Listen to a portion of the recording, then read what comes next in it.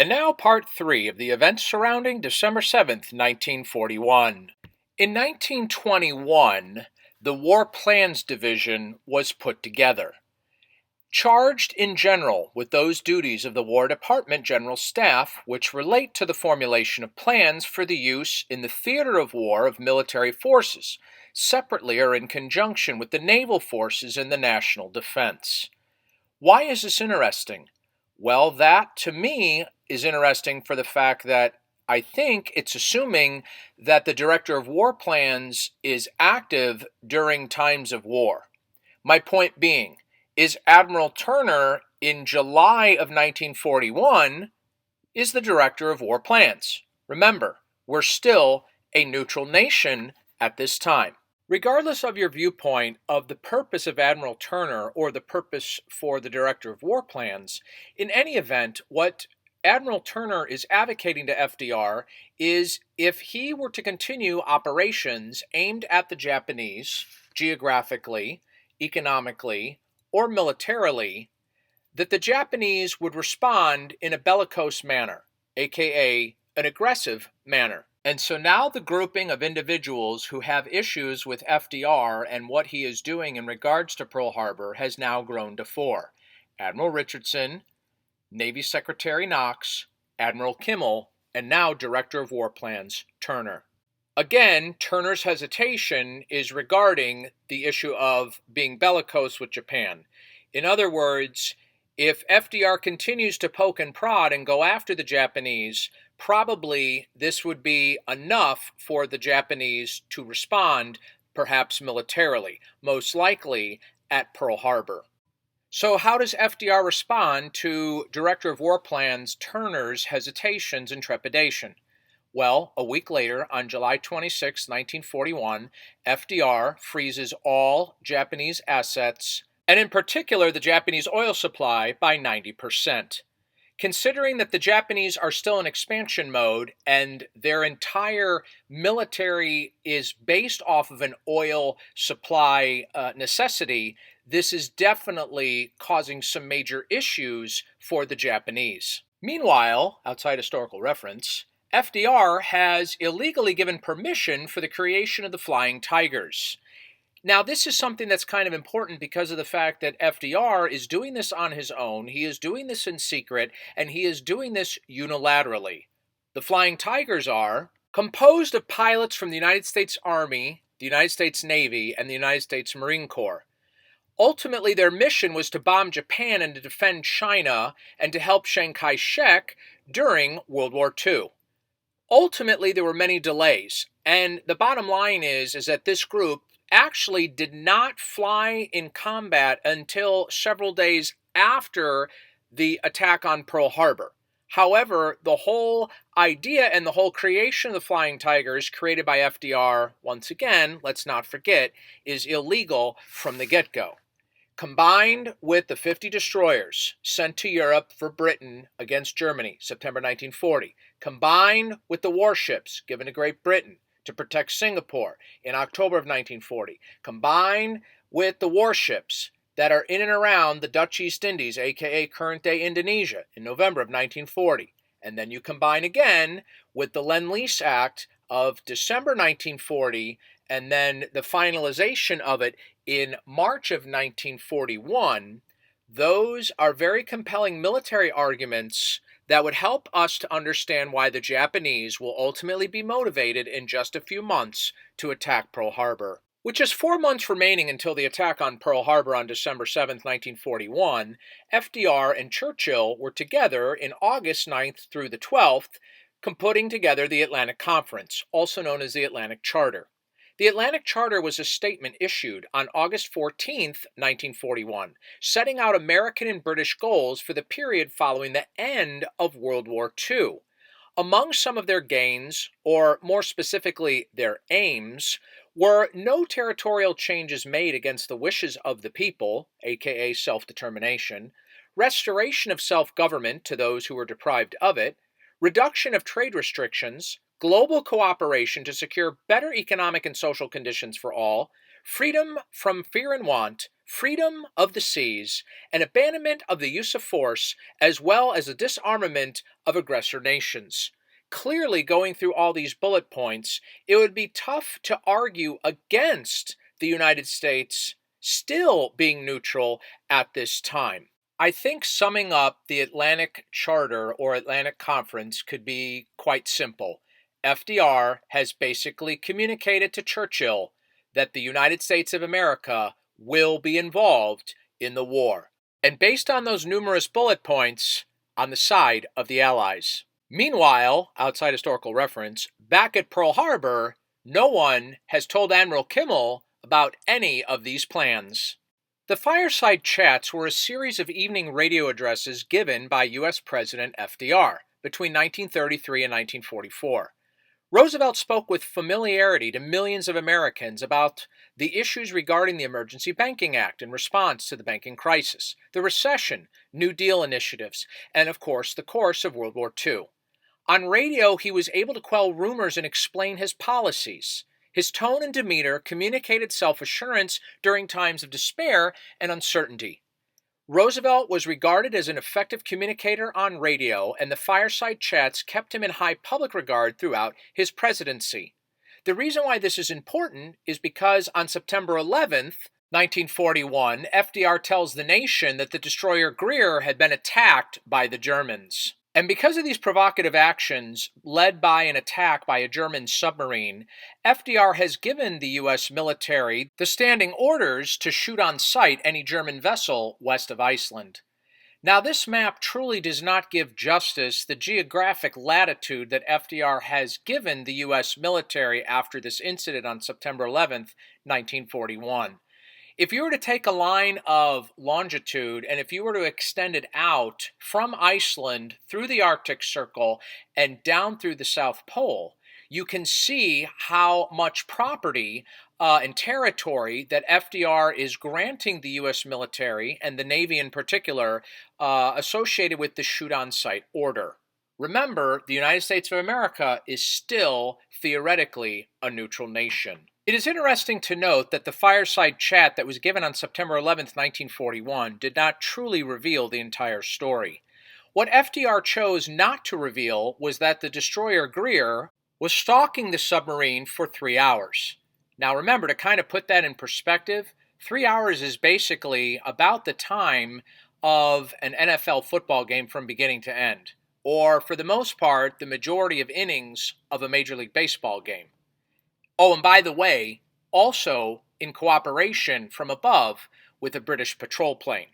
Once again, the idea that the United States of America is truly neutral, I don't know that these facts are bearing that out in reality. I mean, just imagine being in that German submarine for 3 hours and you're being 2-on-1. You're underwater and you have an American destroyer on the water, and you have a British patrol plane above the water. I mean, wouldn't you have an itchy trigger finger as well if you were in that German submarine? A month later, on October 9th, 1941, the United States government intercepts a Japanese bomb plot message, the contents of which contained information indicating that the Japanese were planning on attacking Pearl Harbor, and probably most likely with carrier-based planes. I find the timing of the bomb plot message that FDR is accusing the Japanese of sending quite an interesting date indeed. Because also on October 9th, 1941, one of the most important, lonely, and secret decisions in the course of the Second World War was made by President FDR. In a small meeting with only Vice President Henry Wallace and the head of the National Defense Research Committee, Vannevar Bush, present, Roosevelt committed the United States government to embark upon a program of intensified research into the feasibility of a fission bomb. The major questions of how much money, construction projects, personnel, and administrative structures needed to build an atomic bomb were not decided at this meeting. In Vannevar Bush, Roosevelt was given the green light to a man he trusted to develop those frameworks as needed, and Roosevelt was aware that Bush would use presidential authority to aggressively push the project forward. The United States was still technically a neutral nation in October of 1941, yet Roosevelt became the first national leader to commit his nation to the effort to achieve a nuclear device. In doing so, he also decisively changed the nature of the relationship between American government and American science, a cultural change that has persisted to the present day. These were the building blocks ultimately to what was known as the Manhattan Project. Again, no one tells Kimmel. In fact, the more I think about it, I don't think Admiral Kimmel has even left his seat since we saw him last. Approximately 6 weeks later, on November 25, 1941, FDR meets with his war council. Now, I find that quite interesting because of the fact that we are still, once again, a neutral nation. P.S. That guy that's on the third standing from the right, is he a spy or is he not a spy? You don't know. You weren't there. You don't know. Maybe. This same day that FDR meets with his war council, Secretary of War Stimson writes notes in his diary. Among other things, quote, likely to be attacked perhaps as soon as next Monday, end quote. Stimson continues on in his diary, noting that the president is concerned about a serious problem. The problem, that is, how we, the United States of America, should maneuver them, the Japanese, into the position of firing the first shot. Again, when you combine Admiral Richardson with Navy Secretary Knox, with Admiral Kimmel, with the Director of War Plans Turner, and now our fifth guy, Secretary of War Stimson, now we have 5 high-ranking individuals in the United States government and military that are all on the record with varying degrees of sources claiming that something is up with this Pearl Harbor maneuver that FDR began back in April of 1940. Oh yeah, and in case if you were wondering, once again, no one tells Kimmel. A day later, on November 26, 1941, after meeting with Roosevelt in the White House, Admiral Stark and General Marshall radio Kimmel. This is the first documented evidence that I am aware that Kimmel is being given some information from the military high command back in Washington, D.C. Now, I don't have direct access to the information of the direct conversation between these 3 individuals, but I'm sure the 2 of them asked Kimmel, hey, Kimmel, how many aircraft carriers do you have left at Pearl Harbor? And Kimmel was probably looking out his window and he said, yeah, I got 2 left. And so he was told to take those 2 aircraft carriers and move them out to sea away from Pearl Harbor. This is very important because there will be no aircraft carriers anywhere in vicinity of Pearl Harbor when the Japanese attack on December 7th. What information that is available and is on the record are from the minutes of the meeting.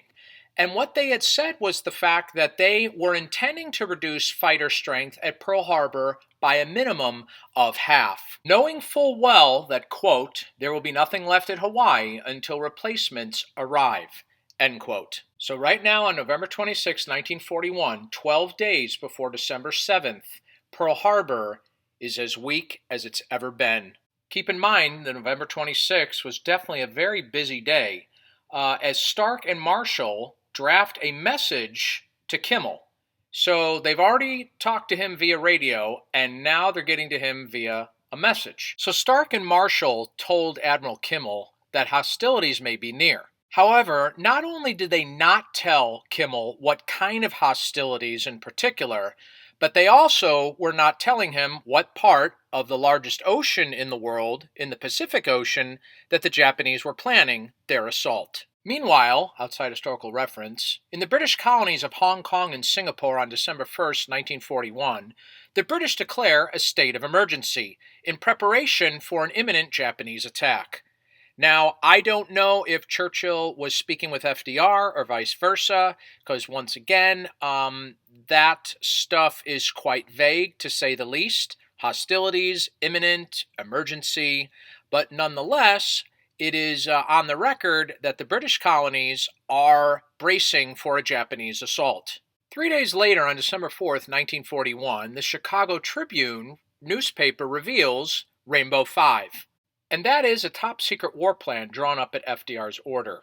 I find this quite interesting on balance, the fact that here we are 3 days away from December 7th, 1941, And finally, we have a major metropolitan newspaper in the United States of America that is starting to dig up some information regarding FDR and what his true intentions are regarding World War II. FDR's top secret plan, Rainbow Five, calls for the creation of a 10 million man army, including an expeditionary force of 5 million. Now, expeditionary, that's to go on an expedition. That, to me, sounds like going on offense. Now, this plan is ultimately for the invasion of Europe in 1943 on the side of Moscow and London. So right now, on December 4th, 1941, if there's any doubt of what FDR's intent is as far as whose side he's planning on getting on in World War II, I think the top secret war order, Rainbow Five, clearly cements where he's trying to position himself and where he's trying to position the United States of America. We are going to get in on the Allied side. Meanwhile, outside historical reference, out in Sacramento, California, General Hap Arnold has told the individuals at that base that war with the Japanese is imminent. Now, please keep in mind that Sacramento, California is approximately 2,463 miles away, which I guess this is an approximate, that's pretty exact, but I digress, from Pearl Harbor.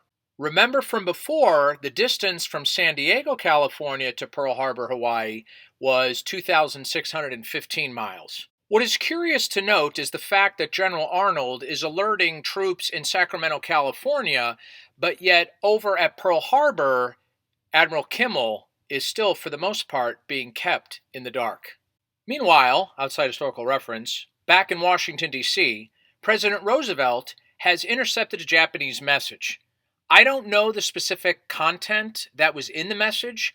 However, what I do know is that when he shares this information with Special Envoy Harry Hopkins, he makes the claim, quote, "This means war," end quote. Meanwhile, outside historical reference, back at Pearl Harbor, just hours away from the Japanese attack on December 7th, no one tells Admiral Kimmel. And with just hours to go until the attack on Pearl Harbor, I think this is a good time to end part 3. And so, I'm ending part 3.